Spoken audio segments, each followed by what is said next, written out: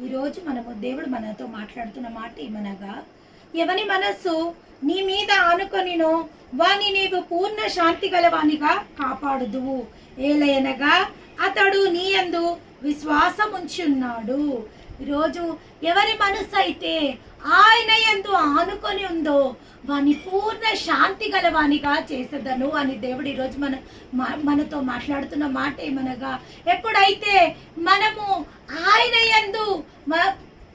యందు హృదయపూర్వకంగా మనం ఆయన యందు ఆనుకొని ఉంటాము, మన హృదయములో ఒక నెమ్మది, మన హృదయంలో ఒక సమాధానము, మన హృదయంలో ఒక నిరీక్షణ, మన హృదయంలో ఒక విశ్వాసము.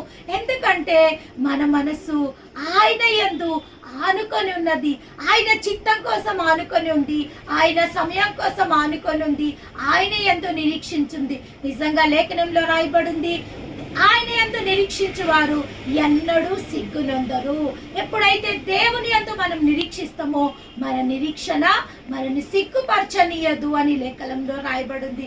అదే విధంగా ఎప్పుడైతే దేవాది దేవుని యందు మనము ఆనుకొని ఉంటామో, ఆయన పైన మనం ఆధారపడి ఉంటామో, అప్పుడు మనము పూర్ణ శాంతి గలవానిగా, మన హృదయంలో ఒక నెమ్మది, ఒక శాంతి, ఒక సమాధానం ఉంటుందని దేవుడి రోజు మనతో మాట్లాడుతున్న దేవుడి మాటలను దీవించును.